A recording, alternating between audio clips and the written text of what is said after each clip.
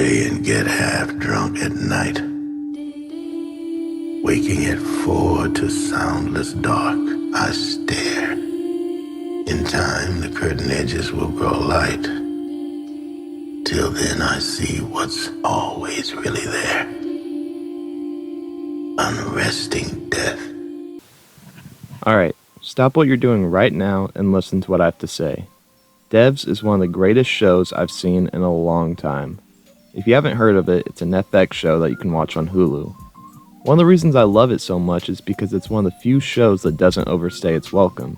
It's a limited series, so you're able to watch the entire show without expecting more seasons. You get a real conclusion by the end of the story rather than a setup for another season.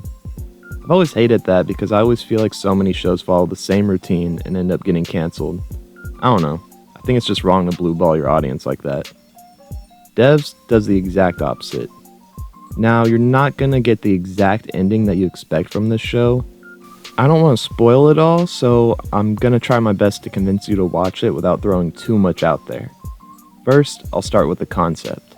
Devs is a show that manages to take an artistic approach while still managing to make sense as it goes along.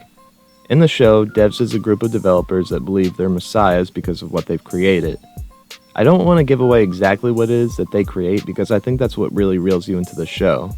The crazy thing about it though is that the science of it doesn't feel made up. The show does such a great job of explaining itself without putting too much on you. I feel like not too many shows or movies actually manage to do a good job at this.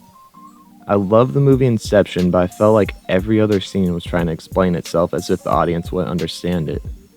Devs gives you one piece of information at a time while telling one linear story. Now, the story itself was written very well. It's not just about one thing that a group of people created. The story centers around a girl named Lily who believes her boyfriend was murdered by the group of people called Devs. The Devs group are the ones responsible for putting together this insanely complex program that the show revolves around. Everything is set up perfectly throughout the series and it all ties together in such a unique way. I admire a show like this because it shapes itself into something else entirely. From the very beginning, you'll think that you know exactly where the show is going, but you really don't. The insane part about this show is that the story feels like it was created by the characters. It's hard to explain how without giving away important plot details, but once you watch the show, I think you'll understand what I'm talking about.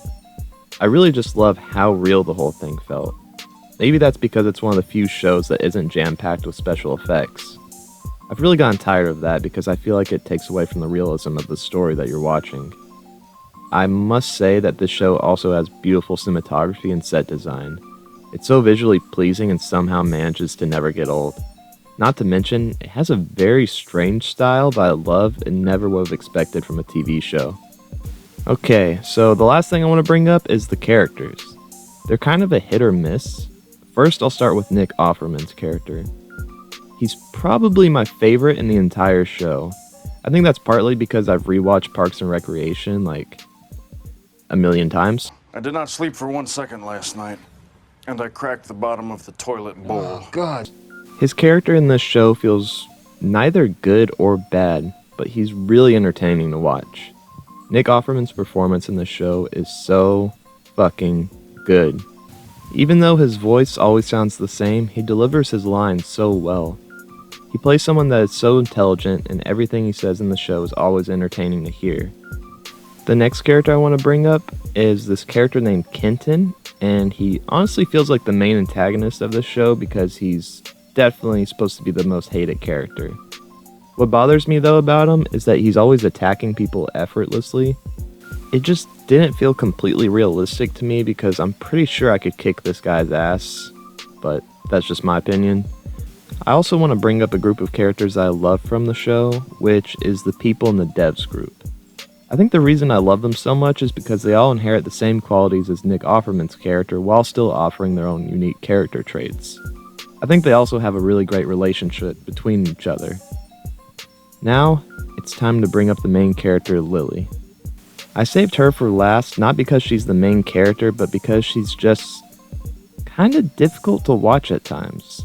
I don't think it's the writing necessarily. It's possible that either her acting was lacking a lot, or maybe it was just because she was directed poorly. Basically, her character has no charisma throughout the entirety of the show. She never really shows any emotion whatsoever, and sometimes it makes me want to fall asleep. I know that she's worked with this director before on films like Ex Machina, so maybe she was casted because of their relationship, or maybe he saw a lot of potential. All the other actors did a really great job in this show, so it's tough to say whether or not she was just poorly directed or was because of her acting. Regardless, the show somehow manages to work so well because of its clever writing and artistic style. So yeah, the main character was really the only nitpick I had for this show. I highly recommend you get on Hulu and start watching it. You will most likely binge through it all after watching the first episode. If you do end up watching the show, be sure to let me know in the comments what you think, and if you enjoyed the video, be sure to leave a like down below. Anyways, that's all I've got for today, so yeah, bye.